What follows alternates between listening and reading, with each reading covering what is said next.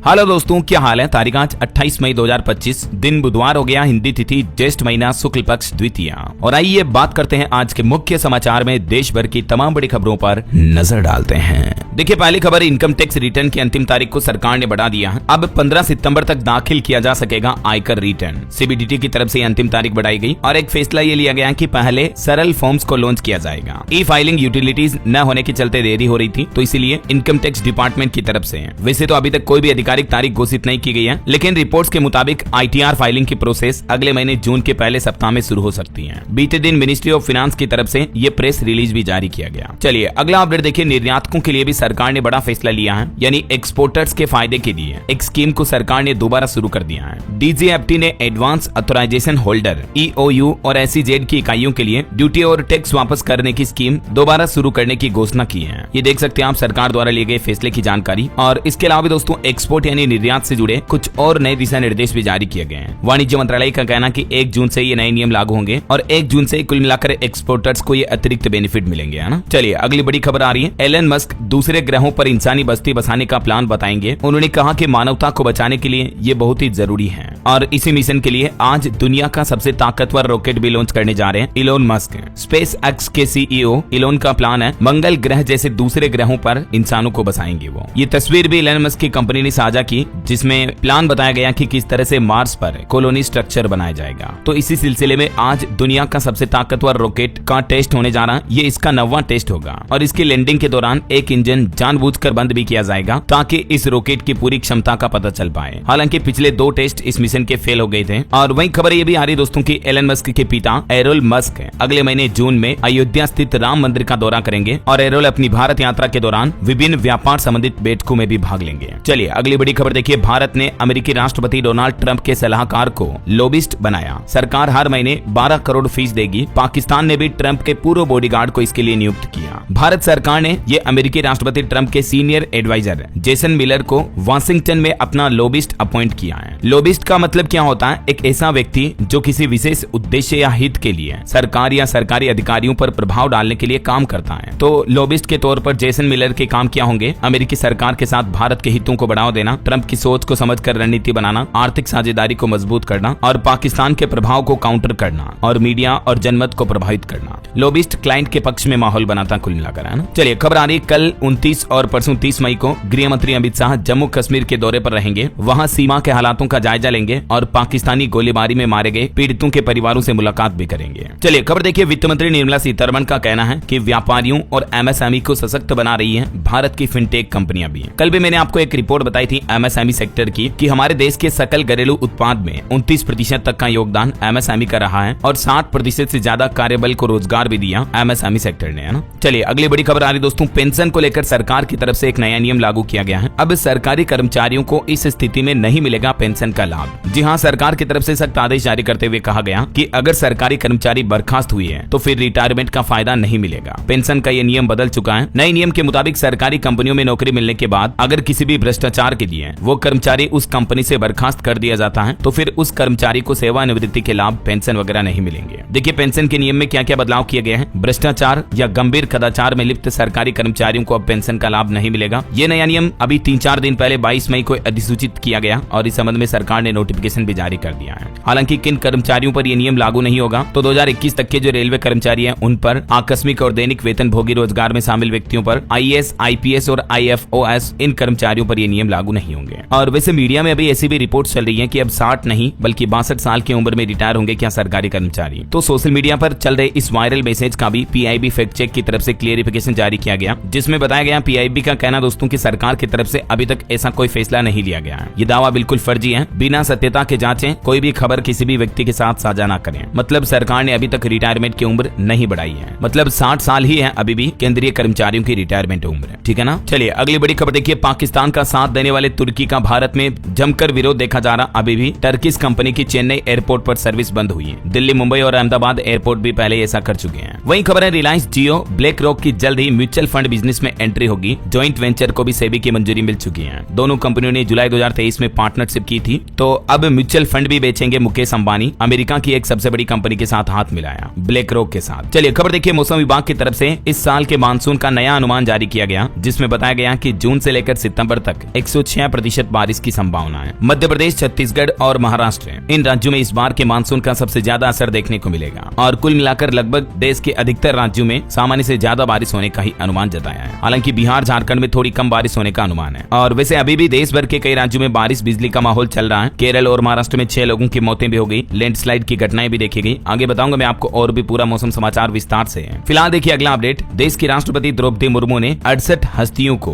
पद्म पुरस्कार से सम्मानित किया। इससे पहले भी 71 हस्तियों को सम्मानित किया गया था। लोक गायिका शारदा सिन्हा को मरणोपरांत पद्म विभूषण अवार्ड मिला। साध्वी रितंबरा को भी पद्म भूषण सम्मान मिला। बिहार की ये लोक गायिका है। और झारखंड के एक महावीर को भी पद्मश्री से सम्मानित किया गया। ये कुछ तस्वीरें आप देख सकते हैं। इस कार्यक्रम में पीएम मोदी भी शामिल हुए। चलिए अगली बड़ी खबर देखिए। AIMI चीफ असदुद्दीन ओवैसी ने पाकिस्तान आर्मी चीफ को जोकर बताया। उन्होंने कहा कि नकल करने के लिए भी अकल होनी चाहिए, इनके पास वो भी नहीं। फेक फोटो दिखाकर जीत का झूठा दावा किया पाकिस्तान ने। ओवैसी ने कुवैत में भारतीय प्रवासियों के साथ बातचीत की और इसी दौरान पाकिस्तान पर यह तंज कसा। ओवैसी बोले कि पाकिस्तान भारत के खिलाफ धर्म का मुद्दा नहीं उठा सकता है, क्योंकि भारत में पाकिस्तान से ज्यादा मुस्लिम आबादी है और भारतीय मुसलमान पाकिस्तान से कहीं ज्यादा ईमानदार और देशभक्त हैं। ओवैसी बोले कि अगर पाकिस्तान दोबारा ऐसा दुस्साहस करेगा तो ये पलटवार उनकी उम्मीद से भी परे होगा। वैसे दोस्तों, भारतीय सेना के लिए एक और बड़ी अच्छी खबर है। आकाश ही नहीं बल्कि अब पानी से भी भारत पर नहीं कर पाएगा कोई भी देश हमला। सरकार की तरफ से 44,000 करोड़ का एक और नया मास्टर प्लान बनाया गया है। भारत सरकार ने नौसेना को मजबूत करने के लिए ये प्लान बनाया है और ये 44,000 करोड़ से समुद्र में दुश्मनों को मारने के लिए 12 खास युद्धपोत बनाए जाएंगे और जल्दी ये युद्धपोत इंडियन नेवी में शामिल होंगे। डिफेंस के सेक्टर पर सरकार ने एक और बड़ा फैसला लिया। 5वीं पीढ़ी के स्वदेशी लड़ाकू विमान के मॉडल को भी मंजूरी मिली और इसको बनाने में भारत की निजी कंपनियां भी मदद करेगी। और इस विमान की क्षमता है ये 7,000 किलो विस्फोटक लेकर उड़ सकता है और दुश्मन के रडार भी इसको नहीं पकड़ सके हैं। तो जल्दी इंडियन एयरफोर्स और इंडियन नेवी में भी ये आधुनिक लड़ाकू विमान तैनात किए जाएंगे। 2035 तक ये उपलब्ध हो पाएंगे। 5वीं पीढ़ी के लड़ाकू विमान अब भारत में ही बनेंगे। एडवांस मीडियम कॉम्बैट एयरक्राफ्ट कार्यक्रम को भी मंजूरी मिली। इससे भारत की ताकत बढ़ेगी। रक्षा मंत्री राजनाथ सिंह ने ये मॉडल को मंजूरी दी है, जिसे एरोनॉटिक डेवलपमेंट एजेंसी उद्योग साझेदारी के साथ लागू करेगी, है ना। और DRDO का भी एक नया प्लान देखिए दोस्तों। भारत के लड़ाकू ड्रोन की बढ़ेगी ताकत। DRDO ने रूस में शुरू किया कावेरी इंजन का परीक्षण भी। और इस बीच रक्षा मंत्री राजनाथ सिंह ने हमारे देश के रक्षा उद्योग की सराहना करते हुए भी कहा, नई तकनीक और आधुनिक हथियार बनाने पर जोर दें। चलिए अगली बड़ी खबर देखिए। प्रधानमंत्री नरेंद्र मोदी बोले, ऑपरेशन सिंदूर कैमरे के सामने किया ताकि कोई सबूत न मांगे। पाकिस्तान ने आतंकियों के जनाजे में अपने झंडे लहराए। पीएम मोदी गुजरात में लगातार दूसरे दिन कई कार्यक्रम किए और इसी संबोधन में पीएम मोदी ने ये बातें कही। और हमारी इंडियन आर्मी ने भी देखिए कुछ और नए सबूत पेश किए। पाकिस्तानी टावर और बंकर को उड़ाने वाली राइफल विध्वंसक का वीडियो जारी किया। BSF की एक महिला सैनिक बोली, हमने पाकिस्तान से बहनों के सिंदूर मिटाने का बदला ले लिया है। बॉर्डर सिक्योरिटी फोर्स की तरफ से ये वीडियो में सबूत पेश किए गए। और आर्मी ने पाकिस्तान के ड्रोन मारने के भी वीडियो जारी किए। टैंक और कम दूरी की मिसाइल से पाकिस्तानी ड्रोन को मार गिराए थे। राजस्थान में भी 413 ड्रोन अटैक किए थे पाकिस्तान ने, लेकिन इंडियन आर्मी ने ये कुछ और वीडियो जारी किए पाकिस्तान के मंसूबों को नाकाम करते हुए। और वैसे पीएम मोदी के गुजरात दौरे के दूसरे दिन कुछ यूं रहा प्लान। गांधीनगर में रोड शो किया, हाथों में तिरंगा लेकर खड़े रहे लोग। गुजरात भुज से पीएम मोदी ने 2326 करोड़ की 18 विकास परियोजनाओं को समर्पित किया और 51,088 करोड़ की 15 और परियोजनाओं की आधारशिला भी रखी। कुल मिलाकर राज्य को 53,400 करोड़ से भी ज्यादा की विकास कार्यों की सौगात मिली है। पीएम मोदी ने गुजरात में कुछ अपने संबोधन में बातें कही। पीएम ने कहा कि मेरा सपना है भविष्य के ओलंपिक भारत में हो और आजादी के 100वें साल पर साल 2047 में जब भारत आजादी का 100वां साल मना रहा होगा तो विकसित भारत का सपना लिए भारत की इकोनॉमी को चौथे से तीसरे नंबर पर लाने के लिए हमें किसी भी विदेशी सामान के उपयोग को बंद करना होगा। पीएम मोदी ने चाइना पर भी तंज कसते हुए कहा कि गणेश जी भी विदेशी आ जाते हैं, छोटी आंख वाले गणेश भी विदेशों से आयात हो रहे हैं। तो अब प्रधानमंत्री ने देशवासियों से और कारोबारियों से भी मेक इन इंडिया पर अपील की और चीन की डंपिंग पर भी लगाम लगाने का फैसला किया। देखिए सरकार ने एक और बड़ा फैसला लिया, चीन से आने वाले इन सस्ते सामानों पर भी बैन लगेगा। ऐसे कब्जे जिनकी कीमत 280 रुपए प्रति किलो से कम है तो ये अब चाइना से आयात नहीं होंगे, प्रतिबंधित होंगे। और अगर रोलर चेन की कीमत 235 रुपए प्रति किलो से कम है तो उसको भी आयात पर प्रतिबंध किया जाएगा। ये कब्जे और रोलर चेन वगैरह का इस्तेमाल साइकिल, मोटरसाइकिल, प्रिंटिंग प्रेस समेत कई मशीनों में उपयोग किया जाता है। और दरवाजों में जो कब्जे लगाए जाते हैं चीन के अलावा जर्मनी और इटली से भी आयात किए जाते हैं, लेकिन अब ये इम्पोर्ट बंद किया जाएगा। इनका निर्माण भी अब भारत में ही होगा, है ना। देखिए मेक इन इंडिया पर सरकार के कुछ और प्लान। मेक इन इंडिया को बढ़ावा देने के लिए भारत सरकार अब विदेशी कोक पर भी रोक लगाएगी। इस्पात मंत्रालय ने कहा कि स्वदेशी कोक का इस्तेमाल करो। एक अच्छी रिपोर्ट भी सामने आ रही है, सोलर एनर्जी प्रोडक्शन में भी भारत दुनिया में अभी भी तीसरे पायदान पर पहुंच चुका है। इस सेक्टर में भी मेक इन इंडिया का बड़ा लाभ मिलेगा। जो सोलर प्लेट्स वगैरह है वो भी अब ज्यादातर भारत में ही बनाई जाएगी, है ना। और इसके अलावा देखिए रेल इंजन से लेकर एरोस्पेस तक अब भारत वैश्विक निर्माण शक्ति बन रहा है। मेक इन इंडिया से मेड फॉर द वर्ल्ड की ओर बढ़ता हमारा देश। प्रधानमंत्री ने गुजरात में मेड इन इंडिया मुद्दे पर काफी अहम जोर दिया। पीएम ने कहा कि मेक इन इंडिया का ही कमाल देखिए, अब सिंगल इंजन देगा डबल पावर। आपको पता होगा अभी एक दिन पहले पीएम मोदी ने भारत में ही निर्मित स्वदेशी 9000 हॉर्स पावर वाले रेलवे के नए लोकोमोटिव इंजन का उद्घाटन किया था। इस इंजन की क्षमता है 120 से 25 किलोमीटर प्रति घंटा की रफ्तार से रेलवे का संचालन हो पाएगा।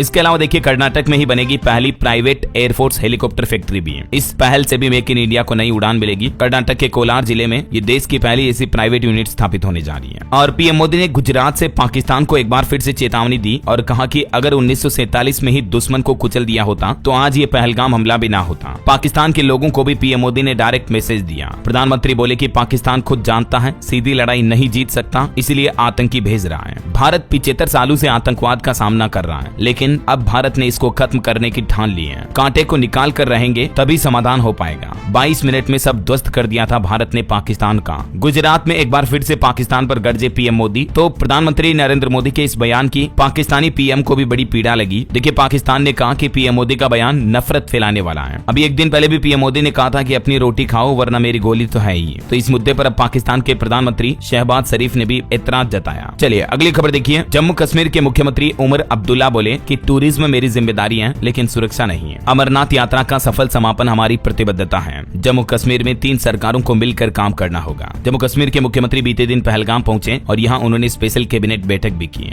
और इसी दौरान ये कुछ बातें कही। चलिए अगली बड़ी खबर देखिए। सुप्रीम कोर्ट में वीर सावरकर से जुड़ी याचिका खारिज हुई। इसमें राहुल गांधी को निर्देश देने की मांग थी जिससे कि वो सावरकर के खिलाफ कमेंट करें। वहीं सुप्रीम कोर्ट का एक और फैसला देखिए। यूपी सरकार को फटकार लगाते हुए सुप्रीम कोर्ट ने कहा कि 2 पक्षों की लड़ाई में यूपी सरकार क्यों कूदी। वृंदावन के बांके बिहारी कॉरिडोर को लेकर सुप्रीम कोर्ट नाराज हुआ और कहा कि ये कानून का ब्रेकडाउन करने जैसा है। और सुप्रीम कोर्ट में वक्फ कानून एक्ट 1995 को भी अब चुनौती दी गई। तो इस मुद्दे पर भी सुप्रीम कोर्ट ने पूछा कि इतनी देरी क्यों की। इससे जुड़ी याचिकाओं में शामिल कर रहे हैं। केंद्र और राज्य सरकारों को अब नोटिस भी दिया। सुप्रीम कोर्ट ने याचिकाकर्ता से भी कहा कि आप 1995 के कानून को 2025 में क्यों चुनौती दे रहे हैं। हम देरी के आधार पर ही इसे खारिज कर देंगे। वही दोस्तों विजय शाह विवाद केस में भी सुप्रीम कोर्ट में स्टेटस रिपोर्ट सबमिट हुई। इस मुद्दे पर भी अब आज सुनवाई होगी। मंत्री ने कर्नल सोफिया कुरैशी को आतंकियों की बहन कहा था। तो अब देखते हैं आज 28 मई को क्या होगा। सुप्रीम कोर्ट की तरफ से मध्य प्रदेश के कैबिनेट मंत्री विजय शाह को लेकर क्या फैसला सुनाया जाता है। जो भी अपडेट आएगा मैं आपको बता दूंगा। और खबर है गुलाम नबी आजाद की तबीयत बिगड़ी, रियाद के अस्पताल में इनको भर्ती किया गया। ऑपरेशन सिंदूर के बाद पाकिस्तान को बेनकाब करने के लिए विदेश गए डेलीगेशन में ये भी शामिल है। वहीं बिहार से एक खबर देखिए। तेजस्वी यादव फिर से पिता बने। तेज प्रताप ने उनको बधाई दी और लिखा कि बड़े पापा बनने का सौभाग्य मिला। अपने पोते को गोद में लेकर लालू यादव भी बोले कि गर्व का क्षण है। और उत्तर प्रदेश में एक बड़ी घटना हो गई। देखिए दोस्तों मधुमक्खियों के हमले में 54 दरोगा घायल हो गए। 4 तो गंभीर रूप से घायल हैं, हॉस्पिटल में भर्ती हैं। अभी मिर्जापुर का ये मामला है जहां मधुमक्खियों ने दौड़ा दौड़ा कर काटा 54 ट्रेनी दरोगाओं को। गांव के लोगों ने आग और कंबल से फिर मधुमक्खियों को भगाया। इसके बाद सभी घायलों को हॉस्पिटल पहुंचाया गया। और हार्ट अटैक पर एक बड़ी खबर देखिए। बच्चे को हार्ट अटैक आ गया। 9वीं के छात्र की हार्ट अटैक से मौत हो गई। रात भर तड़पता रहा मध्य प्रदेश का एक छात्र जो गुजरात गया था एक आश्रम में। और इसमें यह भी दिख रहा है कि गोद में लेकर बैठा रहा था सहायक। अभी तो उसे सस्पेंड कर दिया गया है। गुजरात के नवसारी जिले में तपोवन आश्रमशाला में मध्य प्रदेश से पढ़ने आए 9वीं के छात्र की हार्ट अटैक से मौत हो गई। 13 वर्षीय छात्र अभी तो ये हॉस्टल में था तब सीने में दर्द उठा था। देखिए आजकल की युवा जनरेशन को कितने ज्यादा हार्ट अटैक आ रहे हैं। अभी एक दिन पहले की ये उत्तर प्रदेश के हाथरस की भी एक घटना देखिए। सोते सोते मजदूर को भी हार्ट अटैक आ गया, मौत हो गई। परिवार में छाया मातम। जान मोहम्मद इसका नाम था जो शटरिंग का काम करते थे।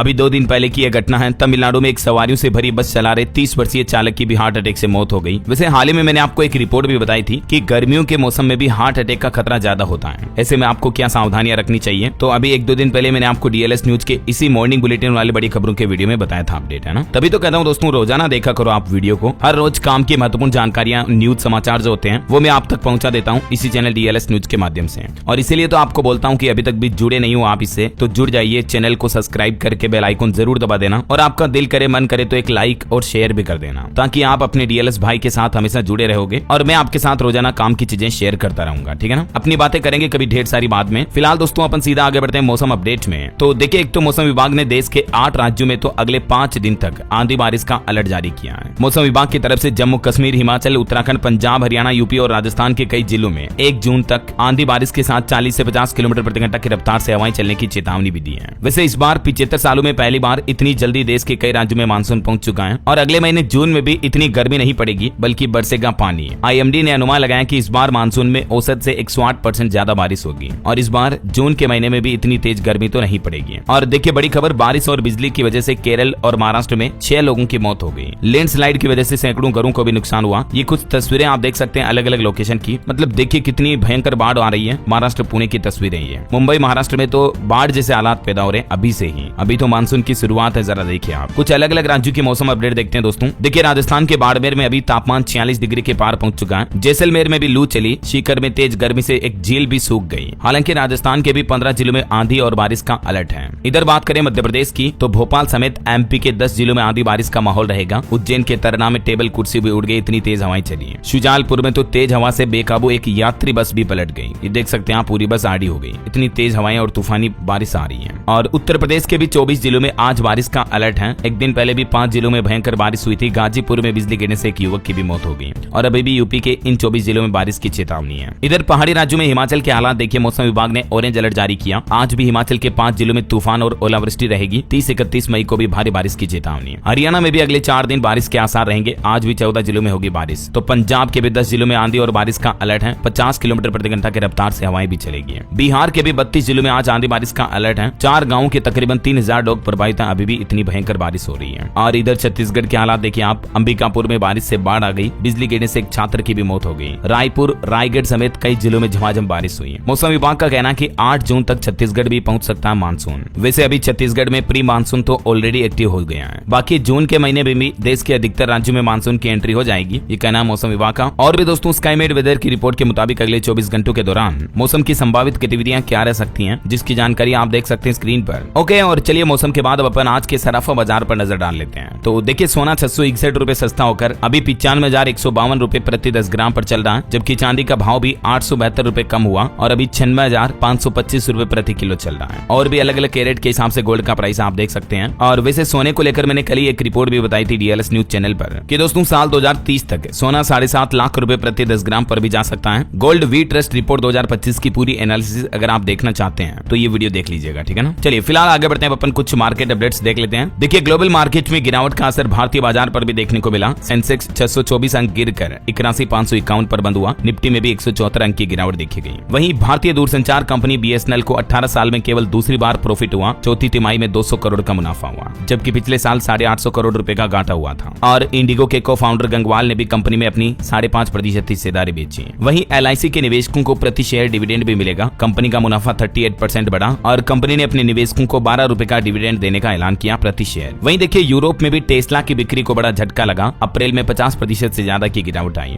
और टाटा कंपनी अब सिर्फ हवाई जहाज ही नहीं बल्कि हेलीकॉप्टर भी बनाएगी। एक यूरोपीय विमानन कंपनी एयरबस के साथ मिलकर टाटा कंपनी एक कर्नाटक के कोलार जिले में अपना प्लांट स्थापित करेगी। मैंने आपको बताया था ना, मेड इन इंडिया के तहत। तो कर्नाटक में ये देश की पहली प्राइवेट सेक्टर की वायुसेना हेलीकॉप्टर असेंबली यूनिट भी बनने जा रही है। तो इससे मेक इन इंडिया को बढ़ावा मिलेगा ना। और सेबी का प्लान देखिए, सेबी ब्लॉक डील के नियमों में भी बदलाव करेगा, क्योंकि इनमें म्यूचुअल फंड्स और इंश्योरेंस कंपनियों जैसे बड़े बड़े निवेशक शामिल होते हैं। तो इनके लिए अब मार्केट को लेकर कुछ नए नियम तय किए जाएंगे। चलिए आगे बढ़ते हैं अपन खबरों में। देखिए बड़ी खबर, भारत की सीमाएं अब पहले से ज्यादा सुरक्षित हैं। BSF ने प्रस्ताव रखा कि सांबा सेक्टर की पोस्ट का नाम सिंदूर रखा जाए। वहीं अमेरिका ने भारतीय और विदेशी छात्रों को चेताया, कहा कि कक्षाएं छोड़ने पर आपके वीजा भी रद्द हो सकते हैं। और अमेरिकी राष्ट्रपति डोनाल्ड ट्रंप हार्वर्ड यूनिवर्सिटी के खिलाफ भी एक फैसला लिए। गहराते विवाद के बीच ट्रंप ने अब हार्वर्ड को 3 बिलियन की राशि रोकने की धमकी दी। और टेक न्यूज से एक बड़ी खबर देखिए दोस्तों, AI ने पहली बार इंसान की खिलाफत दिखाई, खुद को बंद होने से मना कर दिया। और इस घटना पर इलोन मस्क भी बोले कि यह खतरनाक है। इतिहास में पहली बार इंसान के खिलाफ हो गया AI। पूरा मामला क्या है समझिए जरा। ChatGPT आर्टिफिशियल इंटेलिजेंस ने पहली बार इंसान की नाफरमानी की, खुद के सिस्टम को बंद करने से इनकार कर दिया। एक चौंकाने वाली घटना देखने को मिली OpenAI के ChatGPT मॉडल में, जब एक AI मॉडल ने खुद को बंद करने के निर्देशों का उल्लंघन किया। शोधकर्ताओं के मुताबिक इस मॉडल ने शटडाउन मैकेनिज्म को बाईपास कर दिया। AI सुरक्षा फर्म पैलिसेड रिसर्च का भी ये कहना है कि इंसानी इतिहास में पहली बार हुआ है जब किसी मशीन ने AI मॉडल ने स्पष्ट निर्देशों के बावजूद भी खुद को बंद होने से रोका है। और इलन मस्क ने भी इस घटना पर चिंता जताई है। कई बार हमें दोस्तों हॉलीवुड और फिल्मों वगैरह में भी देखने को मिलता है ना कि आर्टिफिशियल इंटेलिजेंस AI इंसानों पर ही भारी पड़ जाते हैं। जिसे भारत में भी हमने रजनीकांत सर की जो रोबोट मूवी देखी थी, तो वैसी हरकत वाकई में देखने को मिली। AI ने खुद ये जान लिया कि उसे बंद होने के लिए कहा जा रहा है और उसने इन कमांड्स को चुनौती देते हुए बंद नहीं होना चाहा, इंसानी कमांड्स को रिजेक्ट कर दिया। अब AI के इस व्यवहार पर आप क्या कहना चाहेंगे दोस्तों? आपकी राय विचार कमेंट करके बताइएगा जरूर। वहीं आर्टिफिशियल इंटेलिजेंस को लेकर लेकर नौकरियों पर भी एक बड़ी खबर आ रही है कि बच्चों अभी से कमर कस लो, तय है एआई खाएगा नौकरियां। अब तो डीप माइंड के सीईओ की तरफ से भी ये चेतावनी दी गई। गूगल डीप माइंड के सीईओ डेमिस हासाबिस के मुताबिक युवाओं को एआई सीखने की सलाह दी गई है। उन्होंने कहा कि एआई को समझने वाले ही भविष्य में अग्रणी रहेंगे और उन्होंने भारत में भी एआई शिक्षा पर जोर दिए जाने की बात कही। आर्टिफिशियल इंटेलिजेंस की रफ्तार से बढ़ती दुनिया में युवाओं को उन्होंने सीधा संदेश दिया और कहा कि सीखो एआई, नहीं तो पीछे छूट जाओगे। दोस्तों जल्दी मैं डीएलएस न्यूज चैनल के ऊपर भी आपको आर्टिफिशियल इंटेलिजेंस से जुड़ी काफी चीजें सिखाऊंगा। मैं आपके लिए एक नया कोर्स प्रोग्राम भी लेकर आ रहा हूँ जिसमें हम सब मिलकर ढेर सारी चीजें सीखेंगे। YouTube, technology, AI, blogging, website, SEO समेत कई सारी चीजें मैं आपको सिखाऊंगा, ठीक है ना। तो जुड़े रहेगा आप मेरे साथ। फिलहाल आगे बढ़ते खबरों में देखिए आप सभी राशन कार्ड होल्डर्स के लिए सरकार ने निर्देश जारी किया और कहा कि 30 जून से पहले ई केवाईसी करवा लें। ऐसा नहीं करने पर फ्री राशन नहीं मिलेगा। ई केवाईसी करवाने की क्या प्रोसेस है, तो आप ऑनलाइन और ऑफलाइन दोनों ही तरीकों से ये केवाईसी करवा सकते हैं। स्क्रीन पर डिटेल आप देख सकते हैं। और एक बड़ी अनोखी खबर देखिए, मध्य प्रदेश के ग्वालियर का यह मामला है। डिटोल साबुन में निकली ब्लेड, बच्चे का गला कट गया। ग्वालियर में नहाते समय बच्चे के गले के कट लग गया। पिता ने अब उपभोक्ता फोरम में भी शिकायत की। देखिए एमपी ग्वालियर में इस तरह का भी मामला सामने आया, मतलब साबुन से नहाने में भी इतना रिस्क है, अब जरा संभल कर। चलिए खबर आ रही है, देश की पहली महिला सीजीआई बनेगी जस्टिस बीवी नागरत्ना। इन्होंने कोर्ट्स ऑफ इंडिया का कन्नड़ अनुवाद किया। इनके पिताश्री भी सीजीआई रहे और वैसे ये देश की 11वीं महिला सुप्रीम कोर्ट जज भी हैं, जो अब सीजीआई यानी चीफ जस्टिस ऑफ इंडिया बनेगी। भारत में क्योंकि सीजीआई की नियुक्ति वरिष्ठता के आधार पर होती है, तो ऐसे में बीवी नागरत्ना 11 सितंबर 2027 को भारत के 50वीं मुख्य न्यायाधीश बनेगी और इस पद पर पहुंचने वाली पहली महिला भी होगी। चलिए खेल समाचार पर खबर देखिए, आरसीबी ने एलएसजी को हराकर क्वालीफायर 1 में जगह बनाई। आईपीएल में अपना सबसे बड़ा स्कोर चेज किया। जितेश ने 33 बॉल पर 85 रन भी बनाए। वही खबर है, भारत जल्द ही बनेगा दुनिया की तीसरी सबसे बड़ी इकोनॉमी भी। अब आईएमएफ की रिपोर्ट में यह भी खुलासा किया जा रहा, क्योंकि वैसे भी अभी भारत जापान को पीछे छोड़कर चौथी बड़ी इकोनॉमी तो बनी गया है, तो अब ये नया अनुमान लगाया जा रहा है। वही देखिए, अमेरिकी बाजार में भी भारत की धाक 2025-26 तक 1 लाख करोड़ डॉलर का होगा export. Federation of Indian export organisation FIEO की तरफ से अनुमान लगाया गया। और खबर देखिए, चौथी सबसे बड़ी अर्थव्यवस्था सिर्फ नए भारत की विजय गाथा नहीं है, बल्कि ये कल की महाशक्ति का उद्घोष है। देखिए दुनिया में बजने लगा अब भारत का डंका। चौथी बड़ी इकोनॉमी बनने पर गेट की तरफ से भी खुशी जाहिर की गई। और खबर है, भारत अमेरिका ट्रेड एग्रीमेंट से भी देश के एक्सपोर्ट को नई रफ्तार मिलेगी। वित्त मंत्रालय की रिपोर्ट में ये भी बताया गया। और दोस्तों एफडीआई के मोर्चे पर भी भारत के लिए एक अच्छी खबर आ रही है। एक साल में 6.91 लाख करोड़ का निवेश हुआ भारत में। एफडीआई यानी फॉरेन डायरेक्ट इन्वेस्टमेंट यानी प्रत्यक्ष विदेशी निवेश में अच्छी खासी बढ़ोतरी देखने को मिली है इस वित्त वर्ष में, है ना। 2024-25 में एफडीआई का प्रवाह 13% बढ़कर 50 अरब डॉलर पर पहुंच चुका है। जनवरी, फरवरी, मार्च तिमाही में 24.5% की गिरावट भी आई। और एक रिपोर्ट ये देखिए, अप्रैल में औद्योगिक उत्पादन में भी सुस्ती दिखी। यूनियन बैंक की रिपोर्ट के मुताबिक आईआईपी 1.2% रहने की संभावना है। आईआईपी यानी औद्योगिक उत्पादन सूचकांक। चलिए अगला अपडेट देखिए, डॉलर से सीधे लोहा लेगा अब रुपया।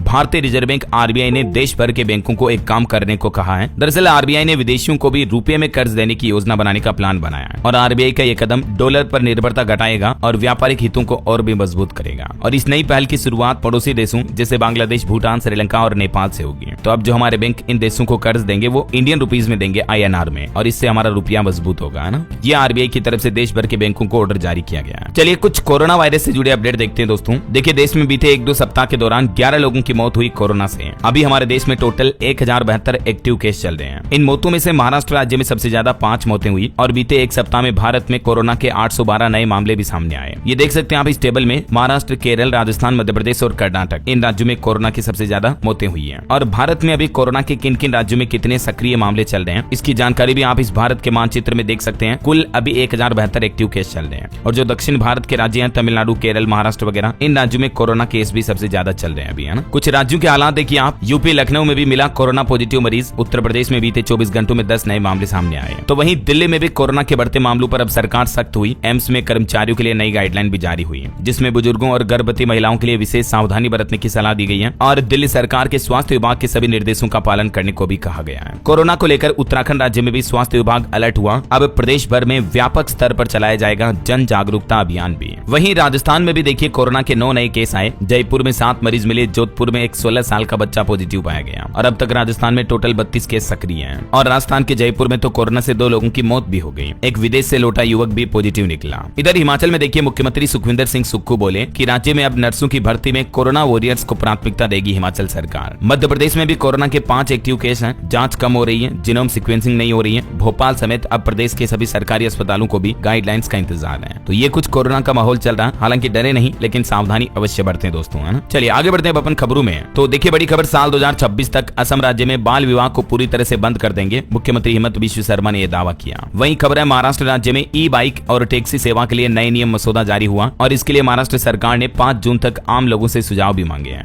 नए नियमों के मुताबिक अब सिर्फ 50 से अधिक ई बाइक रखने वाली कंपनियों को ही लाइसेंस मिलेगा। मोबाइल ऐप से ही बुकिंग होगी। महिला सुरक्षा बीमा, जीपीएस, पुलिस वेरिफिकेशन और कंट्रोल रूम अनिवार्य होंगे। सरकार ने इन सभी नए नियमों को लागू करने के पहले 5 जून तक सुझाव भी मांगे हैं ना। इन नए नियमों में महिलाओं की सुरक्षा पर खास जोर दिया गया है, देख सकते हैं आप जानकारी भी है। महाराष्ट्र में मतलब ईवी बाइक टैक्सी सेवा के लिए सरकार ये न्यू रूल्स लागू करने का प्लान कर रही है ना। और खबर देखिए, गेटवे ऑफ इंडिया के पास जेटी परियोजना के निर्माण पर नहीं लगेगी रोक, सुप्रीम कोर्ट ने खारिज की याचिका। हरियाणा गुरुग्राम पुलिस ने एक अनूठी पहल शुरू की, अब युवा बनेंगे साइबर योद्धा। देश भर से 1100 छात्र इस पहल में हिस्सा लेंगे। एक इंटर्नशिप आयोजित कर रही है 1 महीने की हरियाणा गुरुग्राम पुलिस, युवाओं को साइबर क्राइम और साइबर सुरक्षा के बारे में अपडेट करने के लिए। और खबर देखिए, भारतीय मूल की सिंगर राजा कुमारी को मिला American music award. Many congrats इनको। उत्तर प्रदेश के कुछ अपडेट देखिए दोस्तों, यूपी में लागू हुई केंद्र सरकार की राहवीर योजना, अब घायल व्यक्ति को अस्पताल ले जाने पर मिलेगा 25,000 रुपए का इनाम भी। वहीं यूपी में अब 29 मई से होने वाली बिजली कर्मियों की हड़ताल स्थगित हुई, लेकिन फिर भी बिजली कर्मचारियों का कहना कि असहयोग आंदोलन चालू रहेगा। उत्तर प्रदेश में बिजली के प्राइवेटाइजेशन के विरोध में ये कर्मचारी विरोध कर रहे हैं। वहीं खबर है, प्रदेश के बिजली उपभोक्ताओं को एक और बड़ा झटका लग सकता है। जून में 4.25% तक बढ़कर आएगा बिल। हालांकि उपभोक्ता परिषद ने तो इस प्रस्ताव का विरोध किया है, लेकिन खबर है दोस्तों की मई महीने में 2% की गिरावट के बाद अब जून महीने में बिजली की दरें 4% से भी ज्यादा बढ़ जाएगी। इसके पीछे वजह क्या है देख सकते हैं आप डिटेल भी। वहीं उत्तर प्रदेश में पशुपालन विभाग ने जारी किए निर्देश, बैल व भैंसे पर 1400 किलो से ज्यादा न लादें भार, दोपहर में मवेशियों को काम में न लें। अभी गर्मी के सीजन में पशु क्रूरता निवारण अधिनियम को लेकर ये दिशा निर्देश जारी किए गए हैं। और उत्तर प्रदेश में राज्य कर्मचारियों को भी 28 मई तक मिली राहत। आधे कर्मचारियों ने अब तक भी ऑनलाइन अप्रेजल नहीं भरा, तो 28 तारीख तक का मौका है, तब तक भरे जा सकते हैं। वही खबर है, यूपी में लगेगा बायोप्लास्टिक का एक बड़ा प्लांट, 2850 करोड़ का निवेश होगा, जिससे रोजगार के मौके भी पैदा होंगे। यूपी सरकार ने बलरामपुर चीनी मिल्स लिमिटेड के साथ मिलकर लखीमपुर खीरी में ये नया बायोप्लास्टिक प्लांट लगाने के लिए समझौता किया है। चलिए अगली खबर देखिए, हरियाणा में खुलेंगे योग व प्राकृतिक चिकित्सा केंद्र, योग थेरेपी से होगा इलाज। मुख्यमंत्री ने योग सहायकों के लिए घोषणा भी की है। हरियाणा के मुख्यमंत्री नायब सिंह सैनी ने आयुष योग सहायकों की सेवा के दौरान दुर्घटना में मृत्यु होने पर उनके परिजनों को अपने ऐच्छिक कोष से 3-3 लाख रुपए की आर्थिक सहायता राशि देने की भी घोषणा की। चलिए खबर देखिए, जख्मों पर मरहम लगाया, दिल्ली सरकार ने 1984 सिख विरोधी दंगा पीड़ित 125 परिवारों को नौकरी दी, मुख्यमंत्री रेखा गुप्ता ने आदेश दिया। वहीं यूपी की योगी सरकार का एक और बड़ा फैसला देखिए, सामूहिक विवाह योजना में अब कन्याओं को उपहार में मिलेगी सिंदूर दानी भी। ऑपरेशन सिंदूर की सफलता की याद दिलाने के लिए योगी सरकार ने यह नई पहल की है। चलिए IIT बॉम्बे का एक नया अनोखा आविष्कार देखिए, केवल 1 रुपए प्रति यूनिट में आपके घर पर अब बिजली बन पाएगी।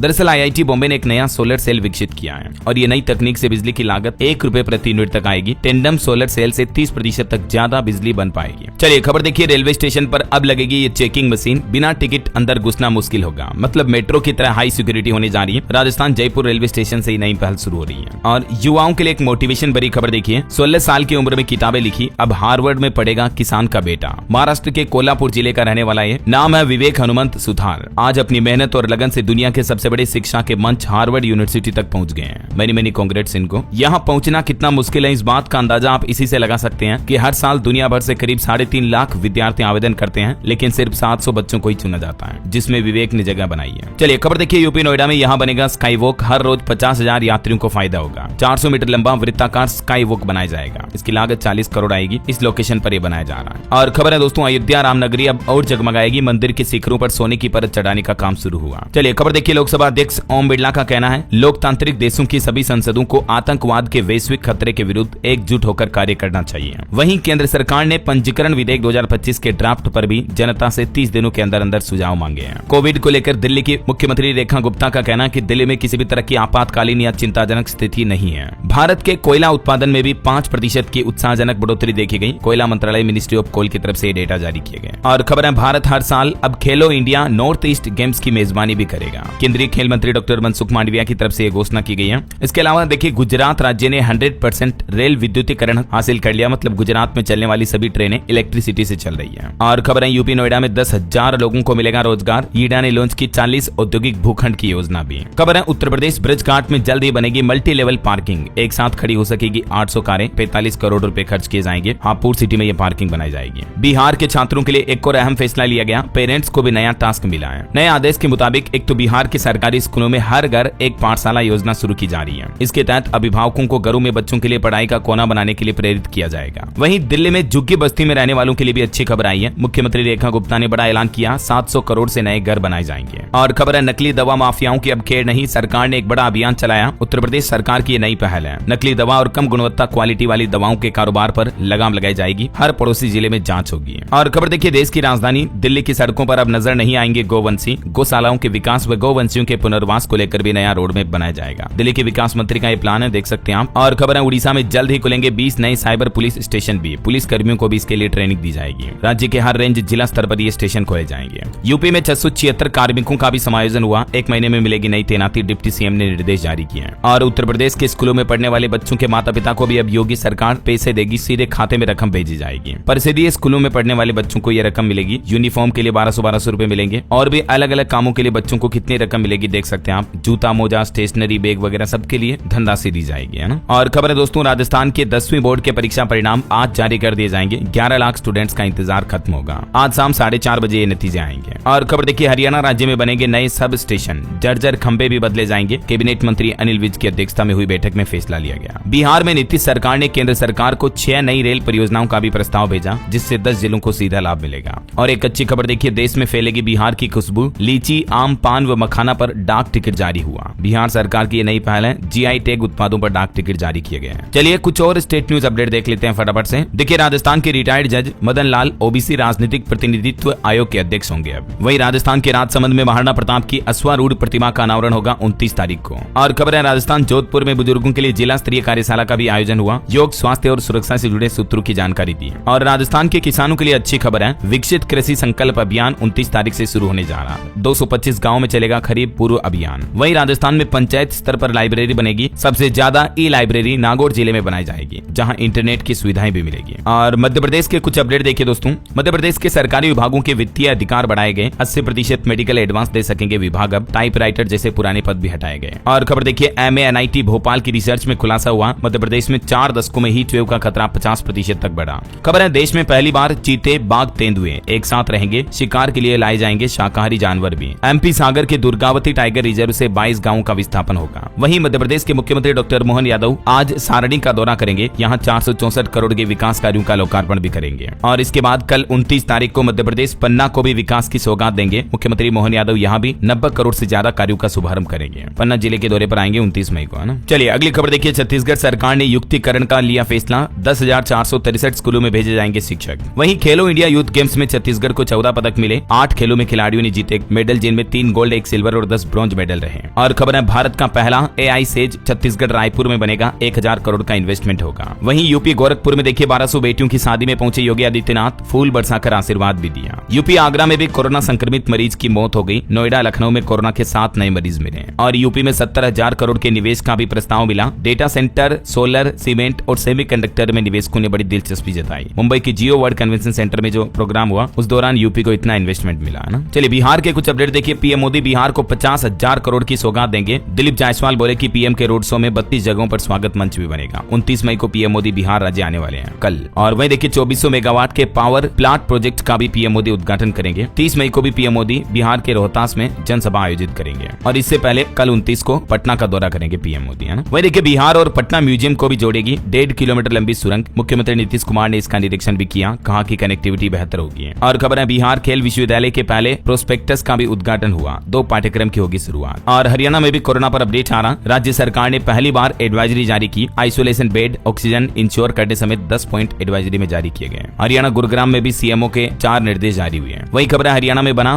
बिना बूथ वाला टोल प्लाजा, जहां कोई भी कर्मचारी तैनात नहीं है। मानव रहित टोल प्लाजा बनकर तैयार हुआ गुरुग्राम में द्वारका एक्सप्रेसवे पर। और खबर देखिए पंजाब सरकार 10वीं 12वीं के टॉपर्स को कराएगी हवाई यात्रा। वहीं पंजाब में 2 जून से स्कूलों में गर्मी की छुट्टियां भी लग जाएगी, शिक्षा मंत्री ने ऐलान किया। वहीं देखिए हिमाचल प्रदेश में होटलों के लिए नया नियम लागू हुआ। कॉमर्शियल बिल्डिंग्स में फायर फाइटिंग सिस्टम लगाना जरूरी होगा। दिसंबर 2025 तक का समय दिया हिमाचल सरकार ने। राज्य के सभी होटल, गेस्ट हाउस, अपार्टमेंट्स वगैरह में ये नियम कंपलसरी होगा ना। और उत्तराखंड में भी कोविड-19 को लेकर अलर्ट जारी हुआ। लक्षण वाले मरीजों की रैपिड टेस्ट और RT-PCR जांच अनिवार्य होगी। चलिए कुछ एजुकेशनल अपडेट्स देखते हैं। एक तो CBSE की इस नई पहल के बारे में तो आपको पता होगा। देश भर के 24,000 से ज्यादा स्कूलों में शुगर बोर्ड लगाए जाएंगे, जिसका जिक्र पीएम मोदी मन की बात में भी कर चुके हैं। और इन बोर्ड्स के माध्यम से बच्चों को ज्यादा चीनी यानी मीठे की वजह से होने वाली डायबिटीज के रिस्क के बारे में जानकारियां दी जाएगी, है ना। और वहीं देखिए ONGC के कर्मचारी प्रोटेस्ट की चेतावनी दी है। भर्ती रुकी, ओवरटाइम भत्ते बंद हुए। अब आंदोलनकारी कर्मचारियों ने भूख हड़ताल की भी चेतावनी दी है। वहीं खबर खबर है, हरियाणा में सीईटी का नोटिफिकेशन जारी हुआ। आज से 15 दिन तक रजिस्ट्रेशन होंगे, ग्रुप सी और डी की नौकरी मिलेगी। ओके, और चलिए अंत में आज के राशिफल पर नजर डाल लेते हैं। तो देखिए, मेष राशि वालों की इनकम बेहतर होगी। वृष राशि के नौकरी पेशा लोगों को भी महत्वपूर्ण अथॉरिटी मिलने की संभावना है। और भी कुछ अलग अलग राशियों का राशिफल आप देख सकते हैं स्क्रीन पर। और हाँ दोस्तों, आप मुझे कमेंट करके बताइए कि सोलर एनर्जी प्रोडक्शन में भारत दुनिया में कौन से स्थान पर है। कमेंट में लिखिए, पहले, दूसरे, तीसरे, चौथे, पांचवे किस स्थान पर है। सही जवाब देने वाले लोगों को रैंडमली सेलेक्ट होने पर DLS न्यूज टीम की तरफ से एक शानदार सरप्राइज गिफ्ट जीतने का मौका मिलेगा। और इसी के साथ ही अगर आपको वीडियो अच्छा लगा तो इसे लाइक करना, शेयर भी करना, DLS न्यूज चैनल को सब्सक्राइब करके